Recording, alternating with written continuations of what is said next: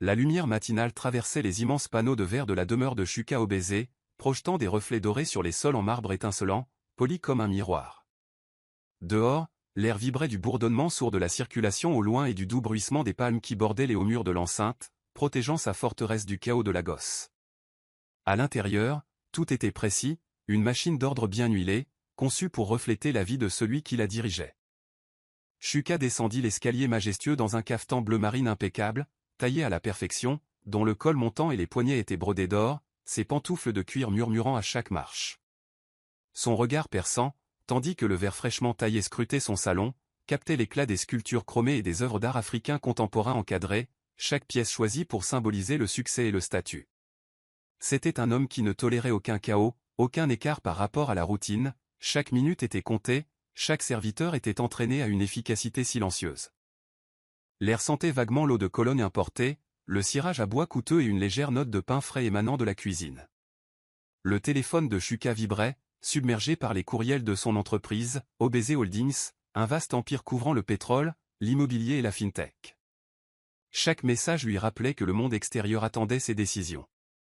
Il jeta un coup d'œil à la grande horloge ronde accrochée au-dessus de l'entrée du salon, il était précisément 6h32, soit 2 minutes de retard. Un léger froncement de sourcils se forma sur son front, ce qui était inacceptable. Il s'attendait à la perfection, même dans les rythmes infimes de sa maison.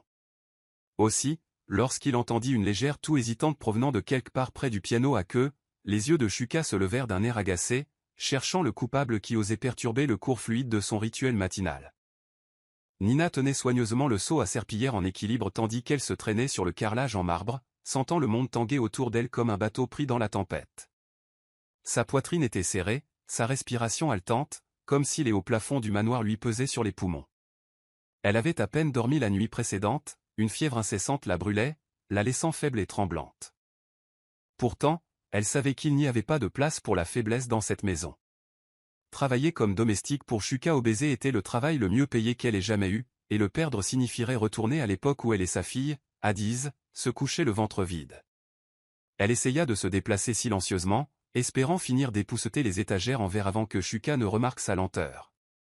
Sa tête lancinait si violemment que les couleurs éclatantes des œuvres semblaient tourbillonner comme de la peinture en fusion. Elle tendit la main pour se caler contre le bord d'une console blanche, laissant de légères traces de sueur sur sa surface brillante. La panique montait dans sa poitrine, se serrant davantage à chaque respiration. Elle ne pouvait pas se permettre d'être malade, ni même de faire une seule erreur.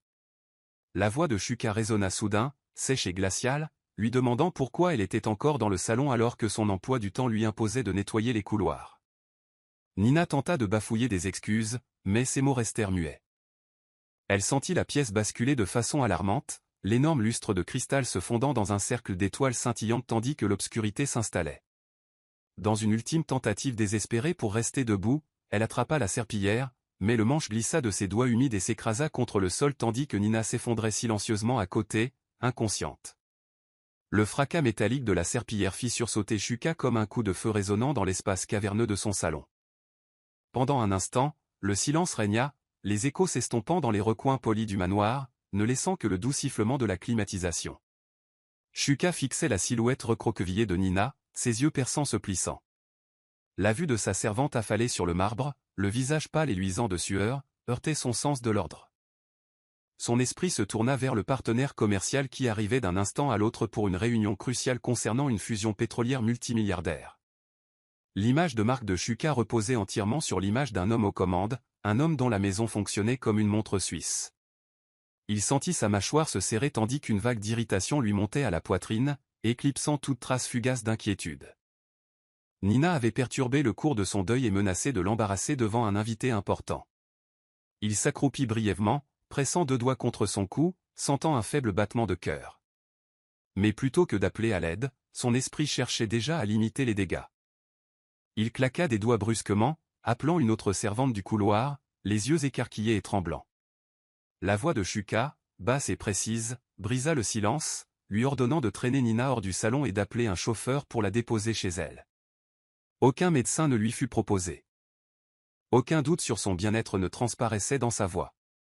Sa seule instruction était simple, elle est renvoyée. Envoyez-lui ses affaires à son adresse. Et je ne veux plus entendre son nom. Tandis que l'autre servante s'avançait précipitamment, soulevant Nina à demi par les bras, Shuka ajusta son cafetan et expira d'un souffle mesuré, retrouvant le masque élégant et corporatif qu'il portait si bien.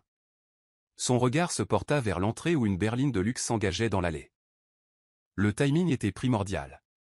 Il ne pouvait se permettre de paraître mou ou distrait. Lorsque M. Kalou, le directeur de l'industrie pétrolière en visite, entra dans le salon quelques instants plus tard, Shuka l'accueillit d'un sourire expert, l'éloignant de la silhouette pâle qu'on traînait vers les quartiers des domestiques. Ses paroles coulaient comme un whisky coûteux, poli et chaude, tandis qu'il discutait des marges bénéficiaires, des cours mondiaux du pétrole et du futur contrat gouvernemental qu'ils convoitaient tous deux. Pourtant, sous son calme impeccable, une pensée importune le piquait.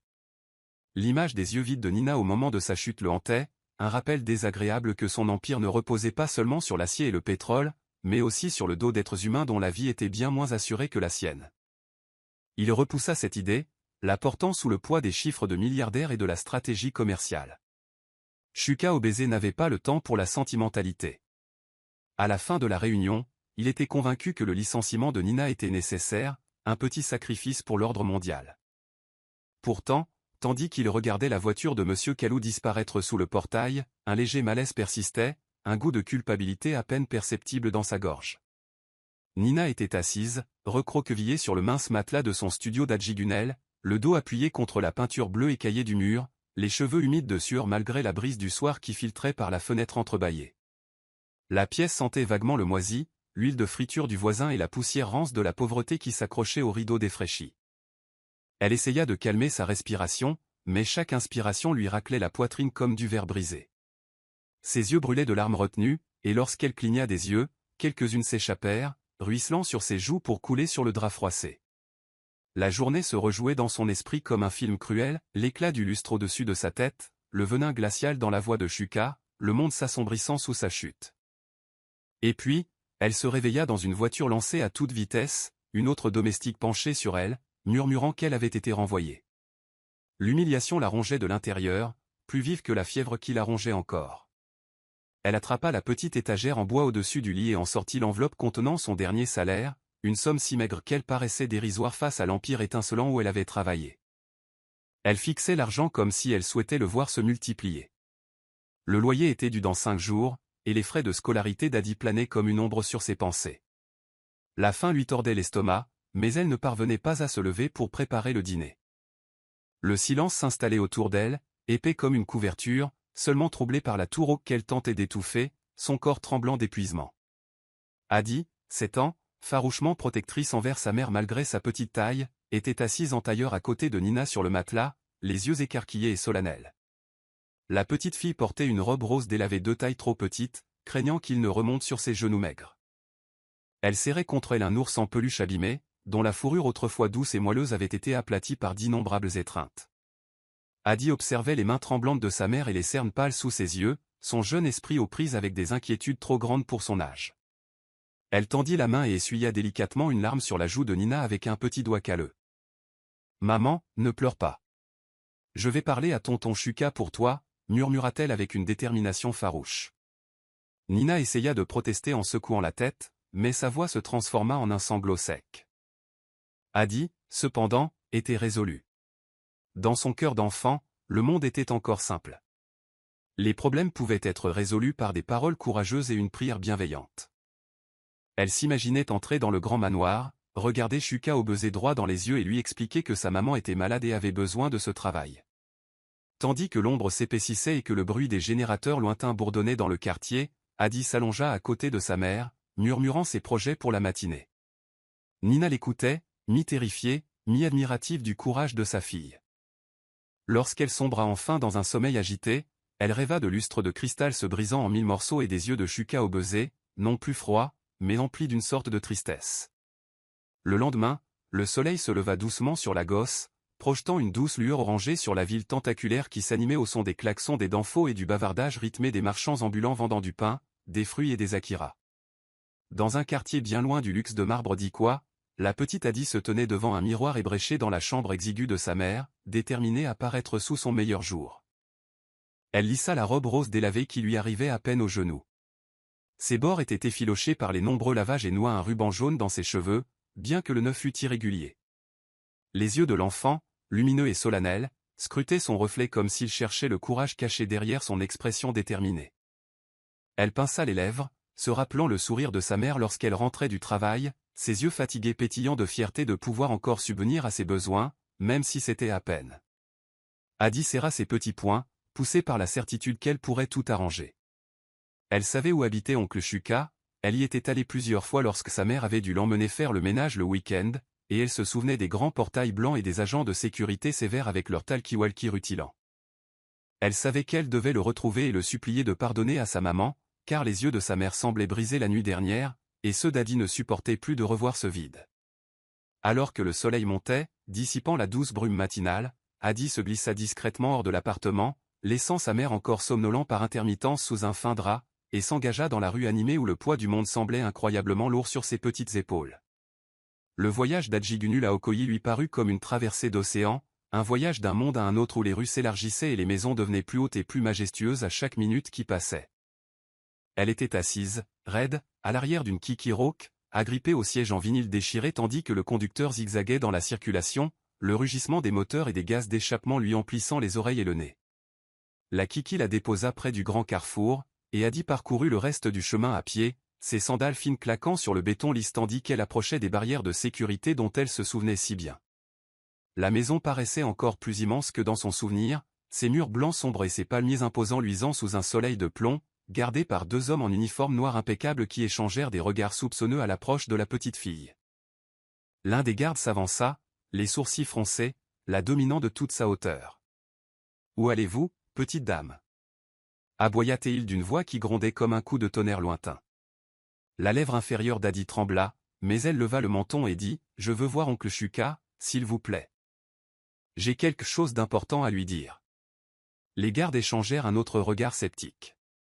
L'un d'eux tenta de lui faire signe de rentrer chez elle, mais Adi resta sur ses positions, serrant son ours en peluche contre sa poitrine comme un bouclier. S'ensuivirent quelques minutes d'échanges tendus, durant lesquels Adi refusa de partir, insistant sans cesse sur le fait qu'elle devait parler à oncle Shuka de sa maman.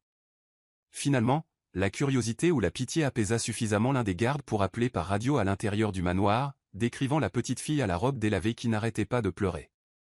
C'est ainsi qu'Adi, couverte de poussière et tremblante mais résolue, se retrouva debout juste devant les grilles du manoir au baiser, les yeux fixés sur les marches de marbre poli où l'attendait son avenir, et peut-être le salut de sa mère. Shuka au baiser était assis dans son bureau, entouré d'élégantes étagères en bois remplies de livres sur la finance, le droit et la stratégie d'entreprise, lorsqu'un des gardes frappa et entra en s'éclaircissant la gorge avec une prudence exagérée. Shuka leva à peine les yeux du tableur qui brillait sur l'écran de son ordinateur portable. « Qu'est-ce qu'il y a, Musa » s'exclama-t-il d'une voix rauque et irritée, déjà rongée par une matinée de litige juridique concernant la dernière acquisition immobilière de son entreprise. Musa s'agita maladroitement, le regard fixé sur la porte. « Oga, il y a une petite fille dehors. Elle dit qu'elle veut te voir. » Shahid pleure. Elle dit son nom, Nadi. Les doigts de Shuka s'immobilisèrent sur le clavier lorsque le nom le frappa comme une flèche, le souvenir de la silhouette pâle et inconsciente de Nena lui revenant à l'esprit. Il ferma lentement l'ordinateur, un pli se formant entre ses sourcils. Sans un mot, il se leva et suivit Musa jusqu'au hall d'entrée, où la lumière du soleil entrait à flot par les hautes fenêtres, illuminant les contours des sculptures étincelantes et des tapis raffinés importés du Maroc. Et elle était là, minuscule silhouette serrant contre elle un ours en peluche abîmé, le visage strié de poussière et de larmes, les yeux écarquillés et pleins d'espoir sous un ruban jaune qui avait glissé jusqu'à mi-hauteur de ses tresses. Pendant un instant, Shuka resta simplement immobile, le cœur battant la chamade, submergé par une émotion qu'il ne pouvait ni nommer ni contrôler. Il avait passé sa vie à ériger des murs si hauts que personne ne pouvait les escalader, et pourtant cet enfant, à peine âgé de 7 ans, les escaladait par sa seule présence. Oncle Shuka, commença Adi d'une voix tremblante, et Shuka réalisa trop tard que sa résolution glaciale commençait déjà à fondre. Adi trébucha jusqu'à se retrouver à quelques centimètres de Shuka, inclinant la tête en arrière pour soutenir son regard. « S'il te plaît, oncle Shuka, implora-t-elle, ces mots jaillissant avec urgence. « S'il te plaît, ne saccage pas ma maman. Elle était malade. Elle ne voulait pas tomber. Elle travaille très dur. Je peux l'aider. Je peux laver la vaisselle, balayer et même t'aider à nettoyer tes chaussures. » Shuka cligna des yeux, complètement désarmé, peinant à retrouver sa voix en fixant cette petite fille qui lui proposait de frotter ses chaussures pour sauver le travail de sa mère. Il essaya de se rappeler les raisons qui l'avaient convaincu que le licenciement de Nina était justifié, mais elle lui semblait fragile, dissipée sous le poids de la voix tremblante d'Adi. Il ouvrit la bouche, avec l'intention de dire quelque chose de définitif, de dire à la jeune fille que les affaires étaient les affaires, qu'il ne pouvait se permettre de se laisser aller à la sentimentalité dans un monde bâti sur les marges bénéficiaires et l'image soignée. Mais les mots refusèrent de sortir. Au lieu de cela, il se retrouva à genoux pour la regarder dans les yeux, observant son sérieux, sa lèvre inférieure tremblante et les cernes sous ses yeux qui reflétaient l'épuisement de sa mère. Shuka tendit une main hésitante et effleura un grain de poussière de la joue d'Adi. « Pourquoi es-tu venu seul, Adi ? La gosse n'est pas sûre pour les petites filles seules, murmura-t-il d'une voix plus douce qu'il ne l'aurait voulu. Mais Adi se contenta de renifler et de répéter, « S'il te plaît, oncle Shuka, ma mère mourra si elle n'a pas de travail. Je serai sage. Je te le promets. » Et dans cet instant fragile, l'homme qui avait bâti son empire sur des décisions impitoyables sentit quelque chose se fissurer en lui, comme si la forteresse qui entourait son cœur n'était plus aussi impénétrable qu'il le croyait. Shuka conduisit Adi dans le salon baigné de soleil, un espace caverneux rempli de canapés blancs moelleux et d'une riche odeur de cuir et de bois poli.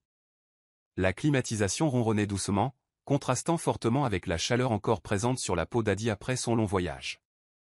Shuka lui fit signe de s'asseoir et elle se percha au bord d'un canapé, les pieds ballants, ses petites mains jointes sur ses genoux. Shuka lui servit un verre de jus frais, ses doigts étrangement hésitants tandis qu'il le posait devant elle. Pendant quelques instants, il la regarda simplement boire, remarquant comment elle serrait le verre comme un trésor précieux, savourant chaque gorgée. Quand elle eut terminé, elle leva vers lui des yeux débordants d'espoir et de peur. Shuka croisa les bras et laissa échapper un soupir, passant ses doigts dans ses cheveux coupés ras. « Adi, dit-il finalement d'un ton à la fois sévère et étrangement doux. Je ne peux pas reprendre ta mère sans réfléchir. Ça ne marche pas comme ça. » La petite fille ouvrit la bouche pour protester, mais il leva la main. « Mais j'y réfléchirai. À une condition, » Adi se pencha en avant, serrant l'ours en peluche contre sa poitrine. Shuka marqua une pause, choisissant ses mots avec soin, conscient qu'il allait changer le cours non seulement de sa vie, mais aussi de la sienne. « Ta mère doit consulter un médecin. Je veux qu'elle soit en bonne santé si elle veut reprendre mon travail. Et je veux la rencontrer demain. Pas de secret, pas de mensonge. » Le visage d'Adi s'illumina comme une lampe allumée, les larmes lui montant aux yeux tandis que le soulagement envahissait sa petite silhouette. Elle hocha la tête avec ferveur, promettant à plusieurs reprises que sa maman irait à l'hôpital. Shuka tendit la main et lui serra doucement l'épaule, un geste si étranger qu'il faillit reculer devant la chaleur inconnue qui montait dans sa poitrine. « Bonne fille, murmura-t-il. Il appela Musa et lui ordonna de reconduire Adi chez elle en toute sécurité et de transmettre un message à Nena pour qu'elle vienne le voir dès demain matin. Alors qu'Adi partait, elle se retourna vers l'imposante porte, les yeux brillants d'une gratitude si intense que Shuka sentit une boule lui monter à la gorge. Lorsque les portes se refermèrent derrière elle, Shuka resta debout dans le silence de son manoir, fixant la porte comme si elle allait s'ouvrir à nouveau et ramener Adi. Il se sentait désemparé, comme si le sol de marbre massif sous ses pieds bougeait. Dans les heures qui suivirent, il tenta de reprendre ses appels professionnels et ses rapports en attente, mais la voix d'Adi résonna dans son esprit, chaque supplication de l'oncle Shuka rongeant l'armure qu'il portait depuis des années. Cette nuit-là, allongé dans son lit, les yeux rivés sur les plâtres complexes de son plafond, Shuka Obese, l'impitoyable PDG milliardaire, se surprit à penser non pas au profit ni au contrat pétrolier, mais à une domestique malade, à sa courageuse petite fille, et à la peur qu'il éprouvait, pour la première fois depuis très longtemps, à l'importance qu'il avait soudain à s'en soucier. Le lendemain matin, Nena se tenait au bord de l'allée de Shuka Obese, le soleil tapant sur le gravier blanc comme un projecteur impitoyable, tandis que son cœur battait la chamade. Elle portait son plus beau peignoir et son chemisier, un encaras bleu vif à petites fleurs jaunes, bien que le tissu tombât un peu plus ample sur sa silhouette élancée que quelques mois plus tôt, signe des nuits où elle avait sauté des repas pour que celui d'Adi puisse manger. Les agents de sécurité la regardèrent avec curiosité en la faisant franchir les imposantes grilles, leurs uniformes rigides bruissant dans la brise, transportant le parfum lointain des hibiscus en fleurs. Alors qu'elle approchait de l'entrée du manoir, les élégantes portes vitrées semblaient presque lui ricaner, lui rappelant qu'elle n'avait plus sa place ici. Mais à l'intérieur, le calme frais de la climatisation l'enveloppait, avec ses notes subtiles de cuir et de cire à meubles lavande. Elle s'arrêta dans le couloir, levant les yeux vers une peinture abstraite moderne où des traits rouges et noirs s'entrechoquaient violemment sur une toile blanche, à l'image du trouble qui la tordait. Elle était terrifiée, terrifiée à l'idée de perdre à nouveau son emploi, terrifiée par ce que Shuka pourrait exiger en échange de sa clémence, et terrifiée par la déception d'Adi si elle rentrait bredouille. Quand Musa la fit enfin entrer dans le grand salon, Nena entra, les genoux tremblants, se sentant écrasée par les rideaux imposants, le sol en marbre poli et le lustre en cristal scintillant au-dessus de sa tête. Shuka était là, assis au bord d'un de ces canapés en cuir étincelant, d'une majesté incroyable dans son costume de sénateur couleur crème, un classeur ouvert sur les genoux, le regard froid et indéchiffrable qui croisait le sien.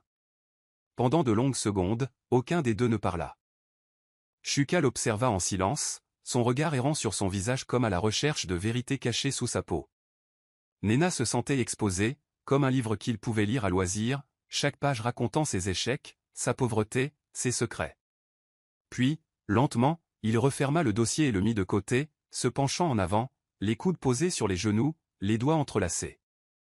Sa voix, lorsqu'elle se fit entendre, était plus douce qu'elle ne l'aurait cru, mais teintée de la même fermeté qui ordonnait autrefois à une petite armée d'employés et de sous-traitants.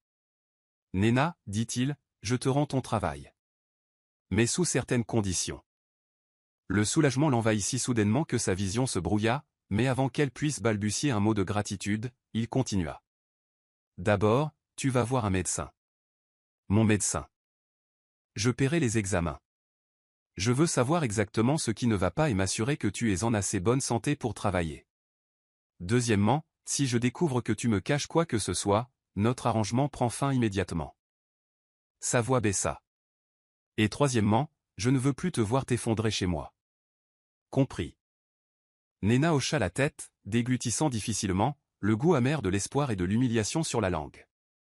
Elle aurait voulu protester qu'elle n'avait jamais voulu s'effondrer, qu'elle avait tout donné pour garder son travail, mais les mots restèrent coincés dans sa gorge nouée. Shuka la regarda longuement avant d'ajouter, « Adiz, c'est une fille courageuse. » La douceur inattendue de sa voix fit cligner rapidement les yeux de Nena, luttant contre ses larmes. Pour la première fois depuis le début de ce cauchemar, une lueur d'espoir brilla dans sa poitrine, fragile mais suffisamment vive pour la soutenir pendant une autre journée. Les jours se transformèrent en semaines tandis que Nena reprenait ses fonctions au manoir au baiser, se déplaçant avec une précision silencieuse qui trahissait la nervosité encore levée comme un serpent dans son ventre. Chaque matin, elle arrivait tôt, vêtue avec soin de son uniforme gris, les cheveux attachés en arrière, le visage nettoyé de toute émotion qui aurait pu trahir sa peur de tout perdre à nouveau. La maison de Shuka restait un royaume de surface polie et d'horaires rigides, mais quelque chose de subtil avait changé. Shuka, l'homme qui autrefois aboyait des ordres et dépassait son personnel comme s'il s'agissait de meubles, s'arrêtait maintenant dans les couloirs, son regard s'attardant sur Nena plus longtemps que nécessaire. Il commença à poser des questions simples. Mangeait-elle bien? Comment allait Adiz à l'école? Avait-elle besoin de quelque chose pour sa maison? Au début, Nena balbutia des réponses gênées, certaine que sa curiosité cachait une épreuve, un piège qui l'attendait. Mais avec le temps, elle commença à percevoir une réelle inquiétude sous les paroles saccadées de Shuka. Le personnel de maison le remarqua également. Un silence régnait dans la cuisine dès que Shuka entrait, et des regards obliques s'échangeaient tandis qu'il observait Nena travailler d'un air à la fois curieux et plus doux, qu'il ne savait pas encore nommer. Un jeudi après-midi humide, Shuka revint à l'improviste d'une réunion du conseil d'administration, portant 2 petits sacs en plastique rose remplis de tourtes à la viande et de chin-chin. Sans tambour ni trompette, il les tendit à Nena en murmurant qu'il pourrait plaire à Adiz. Nena le fixa, stupéfaite, serrant les paquets chauds comme de l'or massif. Tandis que Shuka s'éclaircissait la gorge et s'éloignait rapidement, ses oreilles se teintaient d'un léger rouge. Pourtant, même si l'apparence glaciale de Shuka fondait, des instants du vieil homme rigide refirent surface, luttant contre la vague qui s'atténuait. Il y avait des jours où il aboyait sur son personnel pour des erreurs insignifiantes, un verre mal placé sur la table à manger, un journal égaré sur la table basse. Il se surprit un jour à s'en prendre à Nena lorsqu'elle laissa tomber accidentellement un bol en cristal, d'une voix tranchante comme une lame, pour ensuite sombrer dans un silence inhabituel, comme embarrassée par son propre accès de colère. Ce soir-là, Nena trouva une enveloppe glissée sous la porte de la cuisine contenant assez d'argent pour remplacer le bol 3 fois. Pendant ce temps, Shuka se retrouvait aux prises avec une nouvelle réalité déroutante. Il pensait à Nena et Adiz à des heures indues, au milieu de réunions importantes et lors de ses promenades silencieuses dans les rues éclairées au néon de la ville. Il commençait à imaginer le rire d'Adiz résonner dans sa maison vide et s'arrêtait devant les boutiques de luxe, imaginant des robes qui pourraient faire sourire la petite fille. Il ne reconnaissait pas cet homme plus doux qui tenait la porte ouverte à Nena, qui s'inquiétait lorsqu'elle toussait, qui se tenait silencieux à regarder la petite femme plier des serviettes comme si elle était la clé d'une énigme qu'il avait désespérément besoin de résoudre. Et bien que Shuka s'efforçât de maintenir son image redoutable, tard dans la nuit, dans le silence de sa chambre somptueuse, il se retrouva hanté par une question qu'il n'aurait jamais imaginé poser. Un homme comme lui, qui dirigeait son monde avec une discipline de fer et considérait la compassion comme une faiblesse, pouvait-il mériter une seconde chance d'être humain? Adiz devint rapidement un élément incontournable du manoir Obezé, son rire éclatant résonnant sur le sol en marbre comme si la maison elle-même soupirait de soulagement d'accueillir enfin le son de au début. Sa présence était sporadique, ne se produisant que les jours où sa mère ne pouvait pas la laisser à la maison. Mais bientôt, Shuka demanda à Nena de l'emmener plus souvent, affirmant que cela ne lui posait aucun problème. La petite fille considérait le manoir comme un immense pays des merveilles. Elle adorait déambuler dans ses couloirs résonnants, jetant un coup d'œil dans les pièces remplies d'œuvres d'art étranges et de meubles raffinés, chaque mystère attendant d'être résolu. Un après-midi, Shuka trouva Adiz dans sa bibliothèque privée, affalée sur l'épais tapis persan, un livre d'images ouvert devant elle. Au lieu de la réprimander pour intrusion, il s'assit à côté d'elle, captivé par sa démonstration fière de déchiffrer les petits mots. La scène était si inattendue qu'un des majordomes s'attarda sur le seuil, bouche bée, jusqu'à ce que Shuka lui lance un regard noir qui le fit fuir. Bientôt, Adiz commença à suivre Shuka partout comme une petite ombre. Elle posait des questions sur tout, l'ascenseur en verre brillant, l'horloge dorée de son bureau, pourquoi il portait toujours des vêtements chics. Shuka, qui redoutait autrefois toute perturbation dans sa vie soigneusement réglée, découvrit qu'il aimait lui répondre. Il se retrouva à genoux près de sa petite chaise dans la cuisine, lui expliquant le fonctionnement des oléoducs ou la hauteur des immeubles. Adiz l'écoutait avec une fascination solennelle avant de sourire et de le serrer dans ses bras, laissant Shuka perplexe et clignant des yeux sous la tendresse qui lui enflait la poitrine. Mais Shuka n'était pas le seul à ressentir ce changement. Le manoir tout entier semblait changer de rythme pour s'adapter à la petite tornade nommée Adiz. Le personnel, qui avait autrefois considéré Shuka comme un personnage intouchable, presque mythique, commença à se détendre en sa présence, enhardi par la vue du puissant PDG accroupi par terre pour aider Adiz à assembler un puzzle. Le silence de forteresse qui régnait habituellement dans le manoir se transforma en de douces ondulations de conversation et de rires discrets, comme si l'énergie rayonnante d'Adiz avait ouvert une fenêtre cachée et laissé entrer la lumière du soleil. Shuka découvrit qu'il avait soif de ces petits moments, la façon dont les yeux d'Adiz brillaient lorsqu'il la surprenait avec un morceau de chocolat, la douceur avec laquelle elle s'endormait appuyée contre son bras le dimanche après-midi, et les rires qu'elle partageait avec Nina pendant qu'ils préparaient le dîner ensemble. Il commença même à lui confier des bribes de son univers qu'il cachait à tous. Un samedi, il l'emmena dans son bureau, un espace qu'il gardait habituellement fermé à clé. Il lui montra son ordinateur élégant et lui expliqua comment il signait des contrats valant des milliards, mais Adiz ne parut impressionné que 5 secondes avant qu'elle ne lui demande s'il pouvait l'aider à imprimer des images de licornes. Et pour la première fois, Shuka rit, un rire profond et sincère qui le surprit autant qu'il enchanta Adiz. Ce soir-là, tandis qu'il regardait Adiz et Nina marcher main dans la main dans le couloir rutilant du manoir, Shuka réalisa que la solitude qu'il avait portée comme un bouclier toutes ces années commençait à s'estomper, remplacée par quelque chose de plus doux, de plus désordonné et d'infiniment plus précieux que toute la richesse qu'il avait jamais amassée. Les jours se succédaient sous le soleil brûlant des Legos, le manoir Obezé demeurant une forteresse fraîche contre le chaos de la ville. À l'intérieur de ces couloirs de marbre, cependant, une chaleur différente régnait. Des murmures naquirent comme de minuscules ondulations, fragments de conversation tenus sur des lèvres prudentes entre les femmes de ménage frottant les sols, les agents de sécurité penchés sur leurs tasses de thé fumant et les cuisiniers s'activant dans la vapeur parfumée de la cuisine. « Avez-vous remarqué Obshuka ces derniers temps » murmura une servante à une autre en polissant les rampes d'escalier en laiton. « Il demande toujours des nouvelles de cette servante. » Et de la petite fille. L'autre servante écarquilla les yeux.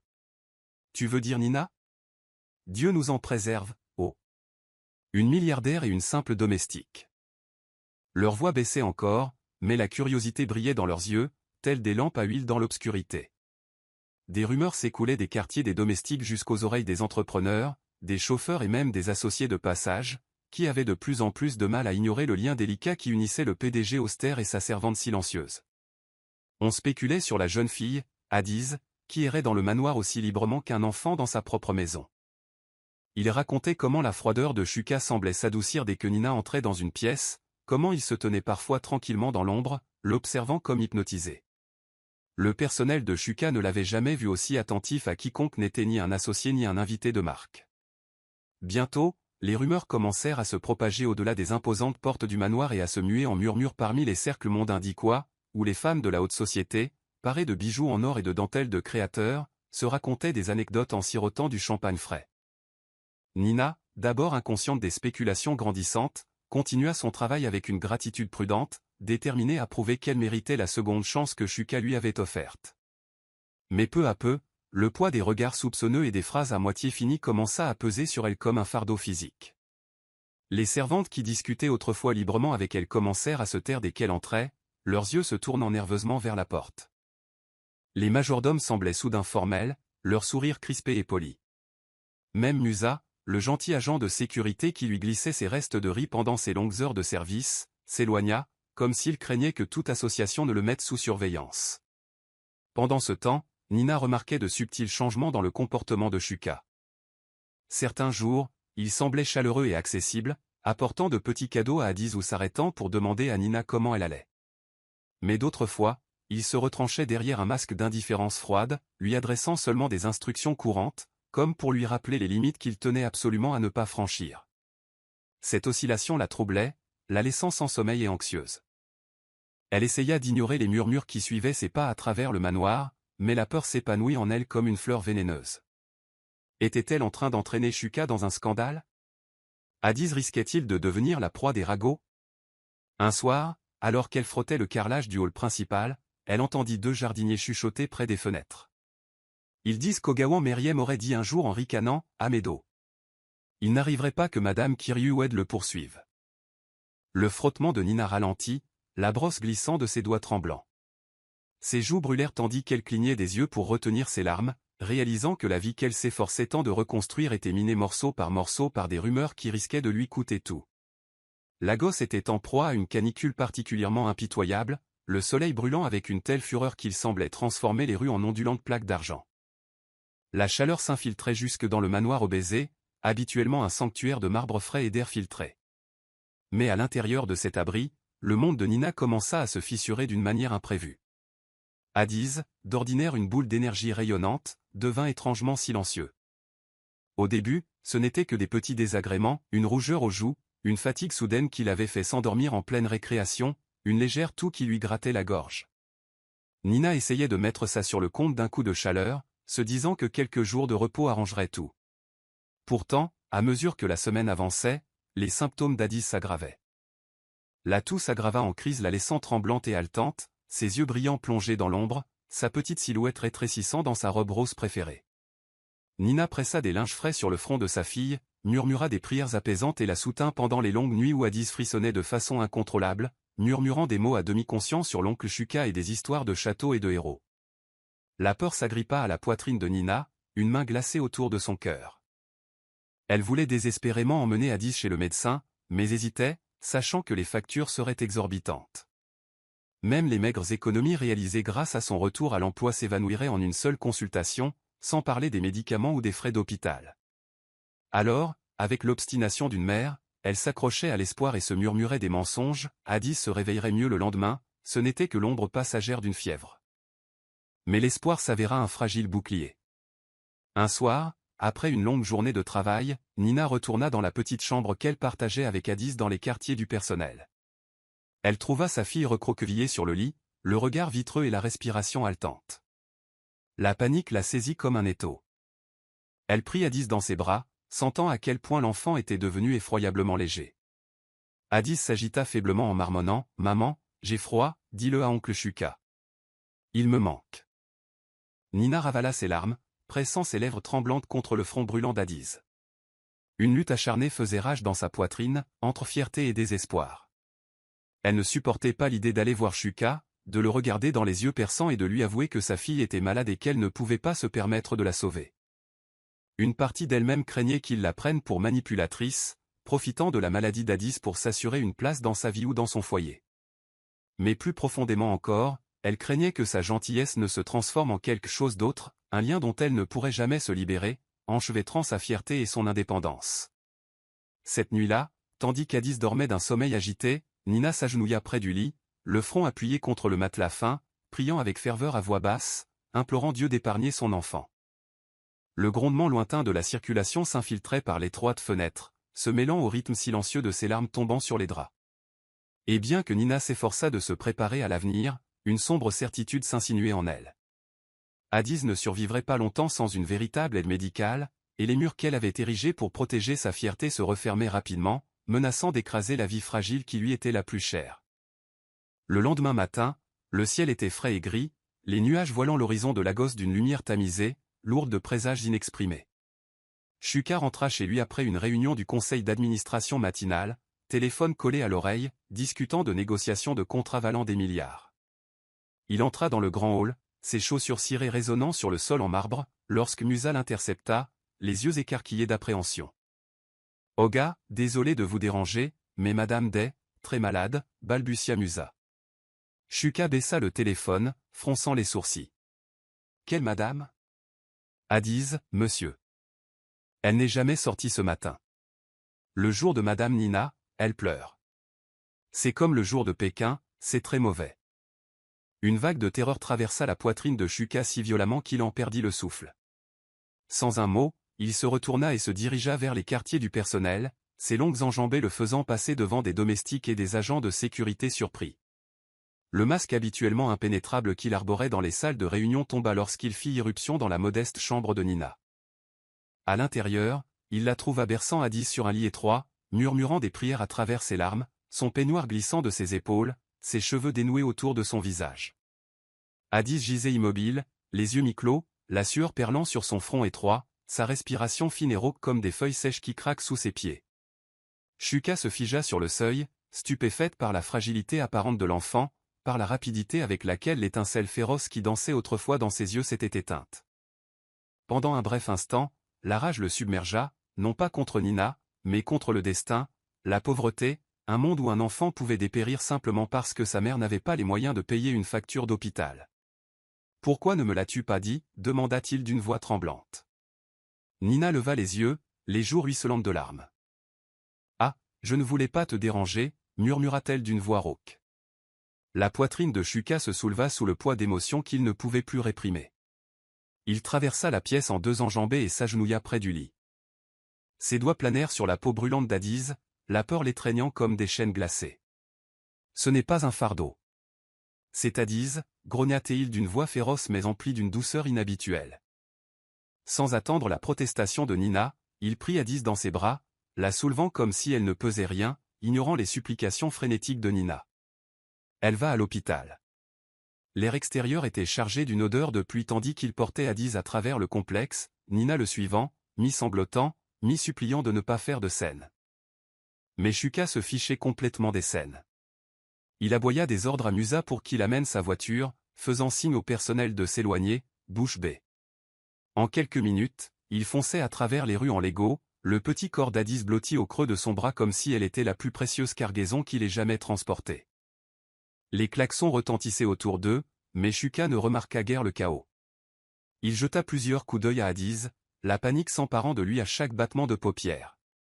À côté de lui, Nina était assise, raide, les mains crispées sur ses genoux, des larmes silencieuses coulant sur son visage tandis qu'elle fixait sa fille. Shuka tendit la main et serra ses doigts tremblants. « Tout ira bien, » dit-il avec une certitude sombre, même si la peur grondait dans sa poitrine. Et tandis que la façade vitrée de l'hôpital se profilait, Shuka Obese, qui avait toujours cru que l'argent pouvait tout résoudre, pria pour la première fois depuis des années que cela suffise à sauver une petite fille qui était devenue, en quelque sorte, le cœur battant de son monde. Le froid aseptique du couloir de l'hôpital semblait s'infiltrer jusqu'aux os de Shuka tandis qu'il arpentait la chambre privée d'Addis, ses mocassins italiens claquant violemment sur le carrelage stérile. Les couloirs grouillaient d'infirmières en blouse verte, leur voix douce se mêlant au bourdonnement constant des respirateurs et au bip strident des appareils médicaux. Mais Shuka n'entendait rien. Tout son être était concentré sur la vie fragile qui luttait pour respirer juste derrière la porte. Lorsque le docteur Oluwol émergea enfin, ôtant son masque chirurgical dans un soupir, Shuka lui saisit le bras. « Dites-moi, elle va bien ?» demanda-t-il, la voix rauque d'épuisement. Le médecin hocha prudemment la tête, expliquant qu'Adi souffrait d'une grave pneumonie, aggravée par une négligence prolongée. Il rassura Shuka en lui disant qu'on lui avait administré des antibiotiques et une oxygénothérapie, et que son pronostic était prudemment optimiste. Shuka ressentit un tel soulagement qu'il dut s'adosser au mur, mais il était également envahi par une culpabilité lancinante qui le brûlait la poitrine. Comment avait-il pu laisser cela se produire sous sa surveillance? Comment n'avait-il pas remarqué plus tôt? En se ressaisissant, il remarqua Nina assise sur un banc en plastique à proximité, le visage enfoui dans des mains tremblantes, les épaules tremblantes tandis que des sanglots silencieux secouaient sa silhouette élancée. Il s'approcha d'elle, se baissa près d'elle, suffisamment près pour humer la légère odeur de talc et le sel persistant de ses larmes. Doucement, il posa une main sur son dos, sentant la raideur de sa colonne vertébrale, comme si elle se préparait à recevoir un coup. « Nina » murmura-t-il d'une voix rauque mais tendre. « Tu aurais dû me dire qu'elle était malade. Pourquoi me cacher une chose pareille ?» Mais Nina garda les yeux fermés, comme effrayée par ce qui pourrait sortir de ses lèvres si elle les ouvrait. Lorsqu'elle releva enfin la tête, ses yeux étaient rouges et brillants, des flaques d'angoisse scintillantes, et toute une vie de secrets menaçant de déborder. « Parce que tu me regarderais différemment, » murmura-t-elle, sa voix tremblant si violemment que chaque syllabe semblait prête à s'effondrer sous son propre poids. Shuka la fixa, perplexe.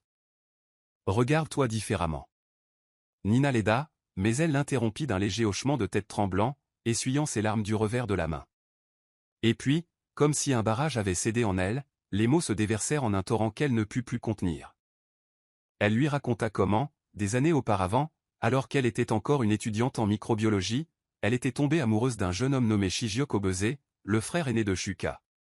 Elle lui parla de rencontres secrètes sur les pelouses du campus, de rires partagés autour de suya et de boissons maltais, et murmura des rêves d'une vie qu'ils construiraient ensemble. Shuka sentit le monde basculer comme si la gravité elle-même s'était déplacée. L'évocation du nom de son frère le frappa violemment, réveillant des souvenirs qu'il avait enfouis sous une froide ambition et une discipline impitoyable. Nina continua, la voix tremblante, en avouant comment Shigeok était décédé subitement dans un accident de voiture pendant leur fiançailles, la laissant seule et dévastée. Elle découvrit qu'elle était enceinte peu après, mais avant qu'elle puisse en parler à la famille de Shuka, ses propres parents, par peur et par honte, la forcèrent à interrompre sa grossesse. Le poids de la révélation sembla écraser l'air de la pièce. Shuka resta figée, son souffle coupé entre l'incrédulité et une douleur si vive qu'elle lui donna l'impression qu'une lame lui avait été plantée dans la poitrine. À cet instant, toute la distance qu'il avait méticuleusement maintenue entre Nina et lui s'effondra, le laissant face à une femme dont l'histoire était étroitement liée à celle d'un frère qu'il avait aimé et perdu. Alors que Nina terminait son récit, la voix à peine audible, Shuka réalisa que les secrets qui les unissaient étaient plus profonds et plus dangereux qu'il ne l'avait jamais imaginé. Debout près de la fenêtre de l'hôpital, Shuka avait du mal à respirer, scrutant la silhouette de la gosse scintillant sous un ciel de plus en plus sombre, strié de pourpre et d'indigo. Les lumières de la ville scintillaient comme 1000 étoiles agitées, se moquant du tumulte qui l'habitait. La confession de Nina résonnait dans son crâne, chaque syllabe vibrant comme un coup de gong. Shigeok. Son frère aîné. L'homme qui avait été son mentor, son protecteur et, parfois, son plus féroce rival. Les souvenirs revinrent avec une telle clarté que Shuka en eut le vertige. Shigeok lui apprenait à faire du vélo dans leur propriété d'enfance, tous deux se disputaient avec véhémence sur des stratégies commerciales dans le salon de la maison de leur père. Shigeok riait toujours, sa voix de baryton grave emplissait chaque pièce de vie. Et puis l'accident. La nuit interminable où les policiers sonnaient à leur porte, casquette à la main, le visage grave, annonçant une nouvelle qui bouleversa la famille Obese comme une porcelaine tombée d'une hauteur vertigineuse.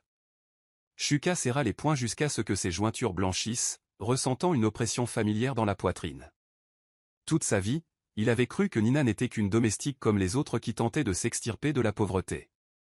Il n'avait jamais imaginé qu'elle avait été liée à Shigeok, ni qu'elle portait un jour la promesse de faire partie de sa famille.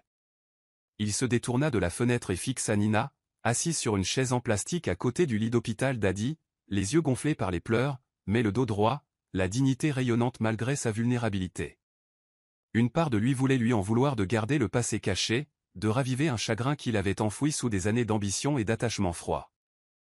Mais une autre part de lui, celle qui était encore le petit frère de Shigeok, voulait la serrer dans ses bras et lui promettre qu'elle n'aurait plus jamais à souffrir seule. Nina était assise, immobile, à côté d'Adi, caressant doucement les boucles humides de l'enfant tandis que les moniteurs émettaient un bip régulier, telle une berceuse mécanique. Sa confession l'avait laissée vide, comme si elle avait enfin rouvert une blessure qu'elle pensait depuis près de 10 ans. Elle s'attendait presque à ce que Shuka s'en prenne à elle, l'accusant de manipulation ou de tromperie. Pourtant, il resta étrangement silencieux, debout tel une statue au bord de la pièce, l'expression indéchiffrable. Elle savait qu'elle avait brisé l'équilibre fragile qu'ils avaient construit entre eux. Alors que les minutes se transformaient en heures, le silence devenait pesant. Finalement, Shuka s'avança, le regard fixé sur la petite silhouette endormie d'Adi. D'une voix basse et douloureuse, il murmura « Tu aimais mon frère ». Ce n'était pas une question. Nina hocha la tête, la gorge douloureusement serrée. Moi, oui. De tout mon cœur. Shuka ferma les yeux et déglutit difficilement. Il aurait voulu que tu sois en sécurité. Et heureuse. Sa voix se brisa sur ce dernier mot, et les larmes de Nina revinrent, brûlantes et incontrôlables. Elle essaya d'expliquer comment elle avait tout fui après la mort de Shijiok, comment ses parents l'avaient reniée à cause de la honte de sa grossesse et l'avaient forcée à abandonner la vie dont elle avait rêvé. Comment elle était tombée dans la pauvreté, vivant de petits boulots jusqu'à ce qu'elle trouve un emploi au manoir de Shuka, sans jamais imaginer se retrouver face aux frères de Shijiok. Shuka écoutait en silence, le visage en proie à des émotions contradictoires. Lorsqu'il parla enfin, sa voix était basse, mais teintée d'une vulnérabilité inattendue. « Je ne peux pas te détester, Nina. Parce que chaque fois que je regarde Adi, je vois les yeux de mon frère. Et je me dis que c'est peut-être lui qui l'a envoyé pour me sauver aussi. » Dans ce silence pesant et pesant, la chambre d'hôpital semblait se rétrécir autour d'eux, les liant par des fils de chagrin, de souvenirs et d'une tendresse trop fragile pour être nommés. À l'aube sur la gosse, d'un or pâle se déversant sur les nuages, Nina se sentait complètement vidée, comme si chaque cellule de son corps avait été asséchée par les larmes et la peur. Les événements des derniers jours, le tourbillon de la maladie d'Adi, sa confession, les émotions changeantes de Shuka, planaient sur elle comme un brouillard suffocant. Pourtant, assise près du lit d'hôpital d'Adi, observant la respiration de l'enfant enfin s'apaiser, une lueur féroce s'alluma en elle. Elle avait parcouru trop de chemins et livré trop de combats pour se laisser écraser maintenant. Lorsque Shuka arriva, apportant 2 tasses de café fumantes du café de l'hôpital, il lui en offrit une avec un regard hésitant, presque désolé. Nina l'accepta d'un merci discret, sans toutefois en boire une gorgée. Shuka s'éclaircit la gorge et dit « J'ai payé toutes les factures d'Adi, et je vais lui faire suivre un suivi médical avec les meilleurs médecins. Ne vous inquiétez pas. » Nina posa sa tasse de café, les mains tremblantes de gratitude et de frustration. « Je ne peux pas continuer à te laisser me sauver, » murmura-t-elle d'une voix basse mais ferme. Shuka cligna des yeux, surprise. « Je n'essaie pas de te posséder, Nina. » Elle croisa son regard, sa colonne vertébrale se redressant comme si une armure invisible enveloppait son cœur. « Mais c'est ce qu'elle ressent. À chaque fois que tu interviens, je me sens plus petite. Je ne suis pas ton cas. Je dois pouvoir m'occuper de ma fille moi-même. » Shuka essaya de protester, mais Nina leva la main, le réduisant au silence. « J'apprécie tout ce que tu as fait, mais ma vie, c'est à moi de la construire. » Shuka la fixa un long moment, et même si la douleur traversait son visage, une lueur d'admiration brillait dans ses yeux. La conversation s'insinuait entre elles comme un fil conducteur, tendu par des vérités non dites. Shuka finit par soupirer et s'affala sur la chaise en face d'elle. « Je ne veux pas te priver de tes forces, Nina. Mais parfois, les gens ont besoin d'aide. Même les plus forts. » Sa voix était plus douce qu'elle ne l'avait jamais entendue, et pendant un bref instant, Nina sentit sa détermination trembler. Mais elle serra les poings, se rapprochant. « J'ai été seule longtemps, » dit-elle doucement. « J'ai travaillé si dur pour garder Adi en vie. Je ne peux pas me laisser dépendre de quelqu'un qui pourrait un jour décider de partir. Même toi. » Ces mots semblèrent blesser Shuka, mais il ne détourna pas le regard. « Je ne partirai pas. » Nina secoua la tête, la douleur et la détermination brûlant dans sa poitrine. « Tu dis ça maintenant. Mais les sentiments changent. Les gens changent.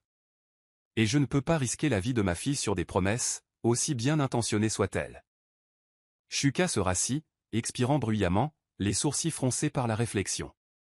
Lentement, il tendit la main par-dessus l'espace qui les séparait et la prit doucement. « Alors, laisse-moi t'aider comme tu veux. Dis-moi comment t'aider sans te priver de ta dignité. » Nina hésita, les yeux remplis de larmes retenues. À cet instant, elle réalisa que, même si elle ne savait toujours pas si elle devait faire confiance à Shuka, elle ne pouvait nier qu'il essayait. Elle hocha légèrement la tête et lui serra la main. « Laisse-moi continuer à travailler.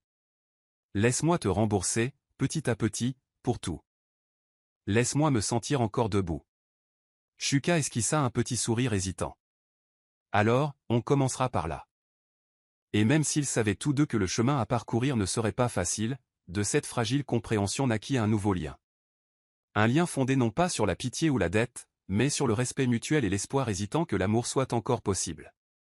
À la fin de la semaine suivante, le silence des moniteurs de l'hôpital laissa place au doux murmure de l'espoir, tandis que la fièvre d'Adi tombait enfin, laissant ses joues rougir d'un éclat plus sain. Elle était allongée contre des oreillers blancs immaculés dans sa chambre d'hôpital, un léger sourire aux lèvres tandis qu'elle écoutait Shuka lire à voix haute un livre de contes aux couleurs vives, sa voix grave trébuchant maladroitement sur les noms de créatures enchantées et de contrées magiques.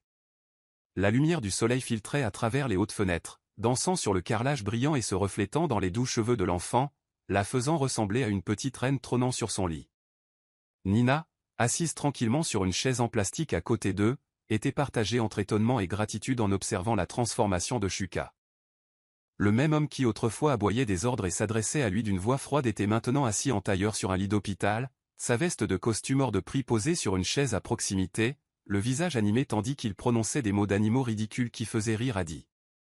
Nina sentit une chaleur lui monter à la poitrine, même si l'anxiété la tenaillait comme un serpent. Elle ne pouvait nier que la présence de Shuka lui apportait réconfort et sécurité, mais elle lui apportait aussi attention et murmures. Elle avait entendu les infirmières discuter devant la chambre d'Adi. Pas le jour du milliardaire. On vient tous les jours, hein?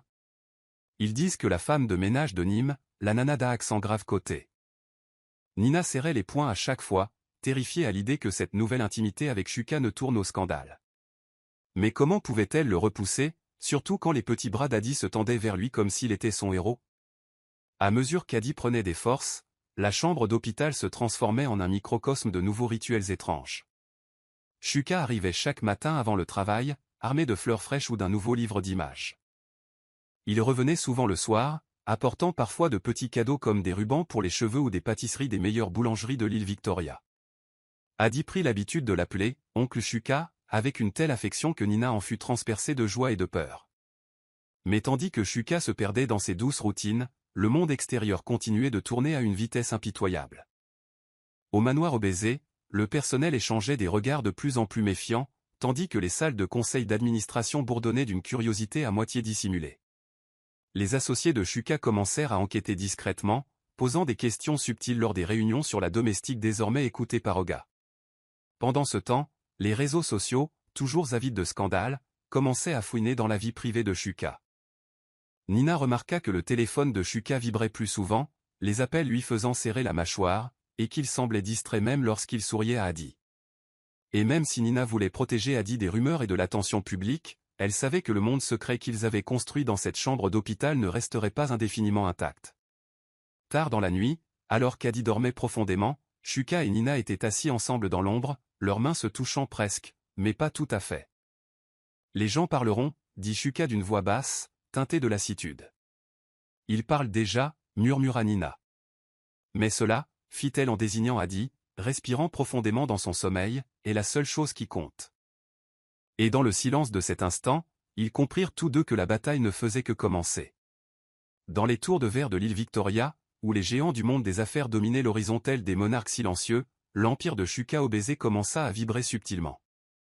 Ces réunions de conseil d'administration, habituellement une symphonie bien huilée de graphiques, de chiffres et d'approbation, devinrent tendues, les murmures se transformant en questions pointues. La salle de conférence de la holding au baiser, avec son élégante table en ébène et sa vue panoramique sur le lagon, semblait étouffante tandis que plusieurs cadres échangeaient des regards circonspects. « Shuka, nous avons un problème », commença Ifeoma, sa directrice financière au regard perçant, d'une voix prudente comme si elle marchait sur des éclats de verre. Elle lui glissa un dossier, son épaisse pile de captures d'écran, d'articles et d'accusations au format papier. « Regardez ça. Les réseaux sociaux s'emballent, des rumeurs circulent selon lesquelles vous auriez une liaison avec une de vos employées de maison. Ils la surnomment le milliardaire et la femme de ménage. C'est tendance sur X et Instagram. Shuka feuilletait les pages, la mâchoire si serrée qu'elle aurait pu fendre du marbre. Il y avait des photos granuleuses de lui quittant l'hôpital, des images floues de Nena franchissant les portes du manoir, et même un article de blog manipulateur insinuant que Nena avait utilisé la maladie d'Adi pour le piéger et lui arracher richesse et prestige. Ses tempes lui faisaient mal en lisant les commentaires haineux accusant Nena d'être une croqueuse de diamants, de vouloir le faire chanter pour l'obliger à se marier. C'est n'importe quoi, grommela Shuka en jetant le dossier sur la table si violemment que les pages s'éparpillèrent comme des oiseaux effrayés. Mais Ifeoma se pencha en avant, baissant la voix. Peu importe si c'est n'importe quoi, Shuka. La perception du public est une force. Et ce n'est pas tout. Les concurrents exploitent cette rumeur pour remettre en question votre jugement. On parle de résiliation de contrat. Les investisseurs s'inquiètent. Cette révélation laissa à Shuka le sentiment que le sol s'écroulait sous ses pieds. Il pouvait gérer les menaces commerciales, mais celles-ci lui semblaient personnelles, désordonnées et envahissantes. Toute sa marque reposait sur la précision et une autorité impénétrable. Pourtant, le récit d'un milliardaire séduit par une domestique menaçait de le réduire à la simple accusation de tabloïd. Le pire, c'était de savoir que Nena et Adi seraient les victimes collatérales de cette tempête. Après que la réunion se fut dissipée en murmures anxieux, Shuka se retira dans son bureau, fixant d'un air absent la silhouette des Legos tandis que la pluie commençait à ruisseler sur les vitres. Les pensées se bousculaient dans sa tête, les souvenirs du rire d'Adi se mêlant au gros titre le traitant d'idiot. Le téléphone sur son bureau vibra, un appel d'un de ses plus gros investisseurs étrangers. Un avertissement poli mais sans équivoque concernant des problèmes de réputation. Pendant ce temps, les messages de la famille affluaient, certains empreints de compassion, d'autres empreints d'un mépris à peine dissimulé. Ce soir-là, lorsque Shuka revint au manoir, il trouva Nena assise dans la cuisine, les mains jointes comme pour se retenir. Elle leva vers lui des yeux brillants comme du verre sous la tension. « On dit des choses sur moi. »« Sur nous » murmura-t-elle. Shuka s'agenouilla devant elle, prit ses mains dans les siennes, la tempête tourbillonnant derrière ses yeux. « Laissez-les parler, dit-il avec férocité. Ils ne connaissent pas la vérité. » Mais Nena secoua la tête, des larmes coulant sur ses joues. « Votre entreprise. Votre réputation. Votre vie. Tu pourrais tout perdre à cause de moi. » Shuka la fixa, un muscle de la mâchoire crispé.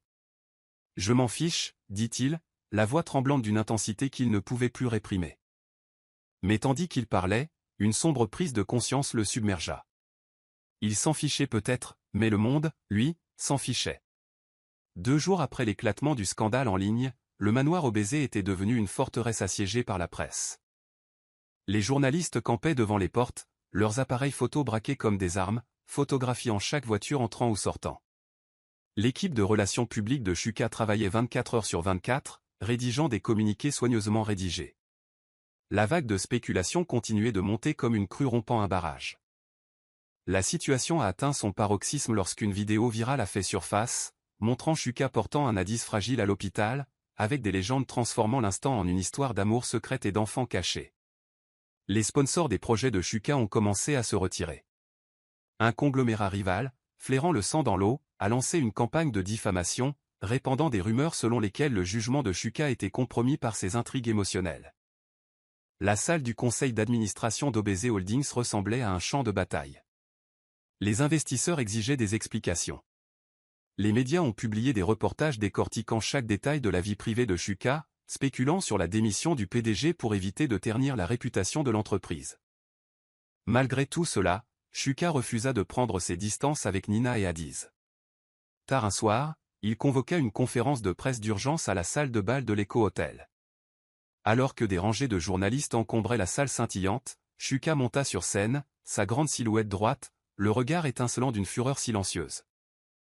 Les flashs des appareils photo ont brillé tandis qu'il s'éclaircissait la gorge et déclarait « Je n'ai pas honte de Nina ni de sa fille. Elles n'ont rien à voir avec la corruption ou les mauvaises conduites commerciales. Quiconque les attaque m'attaque. Et je ne le tolérerai pas. » Les mots ont résonné dans la salle de bal, retransmis en direct sur des millions d'écrans à travers le Nigeria et au-delà. Devant l'Eco Hotel, la nuit humide de Lagos vibrait de l'énergie d'une ville à la fois scandalisée et envoûtée. Les réseaux sociaux se sont enflammés de débats et de hashtags soutenant la déclaration de Shuka. Le hashtag « StandWithShuka » a fait fureur aux côtés du hashtag « Justice for Nina », des milliers de Nigérians, notamment ceux qui avaient vécu leur propre version de la lutte des classes, se ralliant au milliardaire prêt à risquer son empire pour une domestique et son enfant. Dans la villa, Nina regardait la retransmission sur un petit téléviseur installé dans les quartiers du personnel, les mains jointes sur la bouche, les larmes aux yeux tandis que la voix de Shuka résonnait dans les haut-parleurs. Addis se blottit contre elle et demanda innocemment, « Maman, est-ce que tonton Shuka combat des méchants pour nous ?» Nina ne put qu'acquiescer, incapable de parler, la gorge serrée.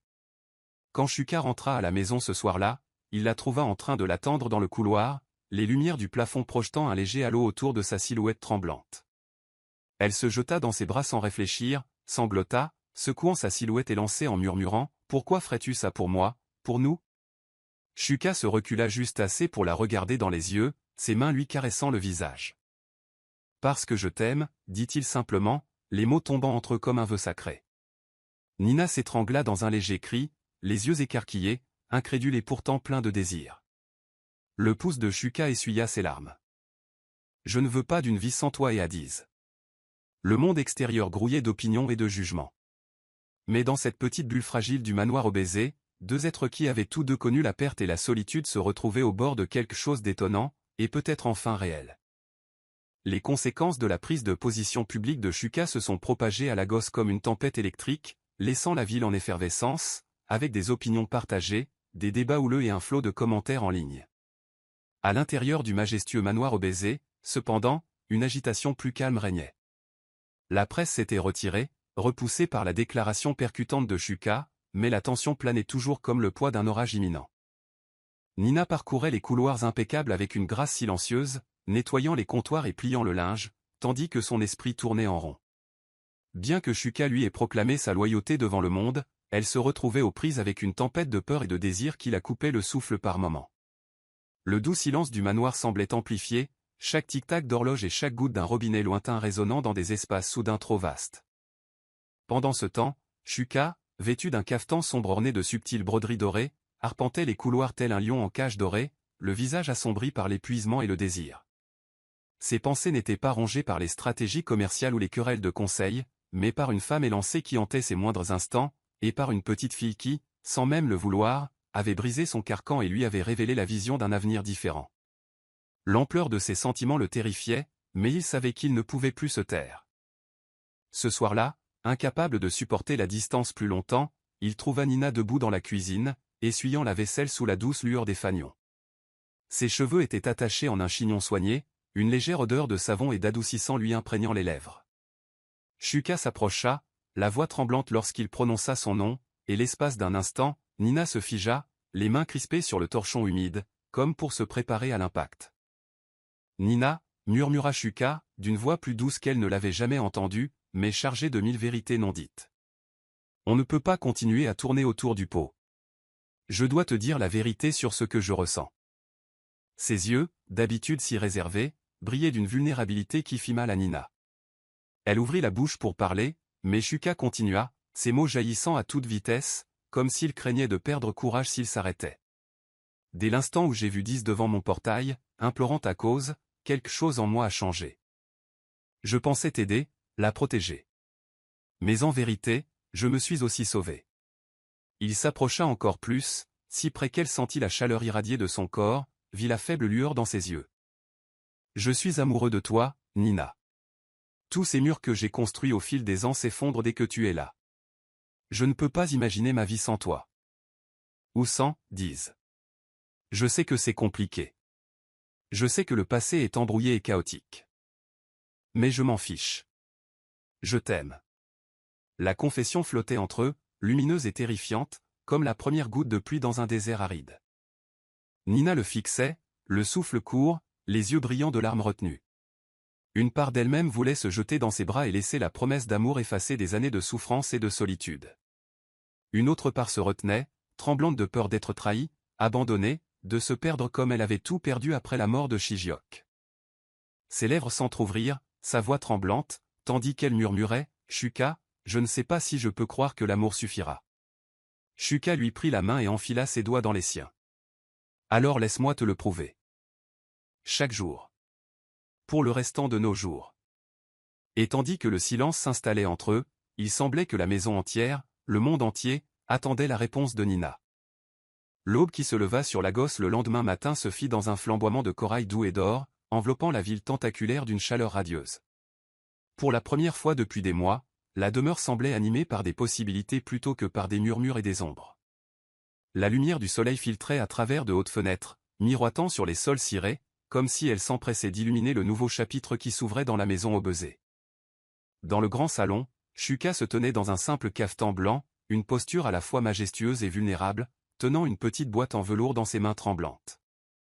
Non loin de là, Nina faisait les 100 pas, son cœur battant si fort qu'elle le sentait résonner à ses oreilles. Adiz, vêtue d'une robe rose fraîche avec un ruban jaune dans les cheveux, observait la scène avec de grands yeux pleins d'espoir, serrant son ours en peluche abîmé contre sa poitrine. Pendant des jours après la confession de Shuka, Nina avait lutté contre ses propres doutes et peurs. Elle pleurait, se disputait et se retranchait dans le silence, essayant de se convaincre que l'indépendance signifiait être seule. Pourtant, chaque fois qu'elle voyait Shuka rire avec Adiz ou effleurer doucement une mèche de cheveux de sa joue, un autre PAN de son armure de glace fondait. Ainsi, lorsque Shuka lui fit signe de s'approcher, Nina s'avança, les jambes tremblantes, réalisant que le courage ne signifiait pas toujours se couper des autres, mais parfois laisser entrer l'amour. Shuka s'agenouilla, le puissant milliardaire soudain devenu un homme, levant vers elle des yeux pleins d'espoir. « Nina Okoro, dit-il d'une voix chargée d'émotion, veux-tu m'épouser et me laisser être le père qu'Adiz mérite ?» Un silence étouffé enveloppa la pièce tandis que Nina cligna rapidement des yeux, les larmes coulant sur ses joues sans retenue. Elle jeta un coup d'œil à Adiz, dont les yeux brillaient d'espoir et d'émerveillement. Et dans cet instant fragile et lumineux, Nina revit le long chemin qui les avait menés jusqu'ici, le chagrin de la perte de Shijiok, les années de solitude, le travail éreintant qui la laissait à bout de souffle, et les petits miracles qui avaient surgi même dans ses nuits les plus sombres. Elle comprit que l'amour n'était pas une chaîne la liant à la volonté d'autrui. C'était un refuge, un foyer, un endroit où elle et Adiz pouvaient enfin apaiser leur cœur fatigué. Avec un sourire tremblant, Nina murmura « Oui, Shuka. Oui. » Un soupir de joie s'échappa des lèvres d'Adiz lorsqu'elle laissa tomber son ours en peluche et se jeta dans les bras de Shuka, enroulant ses petits bras autour de son cou. Shuka serra Nina contre elle et déposa un doux baiser sur son front tandis qu'Adiz se blottissait entre elles, riant à travers ses larmes de joie. Le manoir semblait s'illuminer autour de lui, comme si les murs eux-mêmes exhalaient un soupir de soulagement. Plus tard, sous un soleil couchant ardent dans la cour, Nina glissa la bague étincelante à son doigt tandis qu'Adiz tournoyait autour d'elles en scandant « Maman se marie ». Finalement, Adiz marqua une pause, entoura Shuka de ses bras et, les yeux brillants, murmura « Papa ». Shuka se figea, submergé par un flot d'émotions si intense qu'il en avait du mal à respirer. Puis il prit Adiz dans ses bras, la serrant fort tandis que des larmes ruisselaient sur ses joues. « Oui, ma princesse », murmura-t-il d'une voix rauque. « Papa ». Et tandis que les rires et la lumière du soleil remplissaient la cour, Nina, Shuka et Adiz se tenaient ensemble, une nouvelle famille forgée non pas pour la perfection, mais à partir de la résilience féroce et belle de l'amour.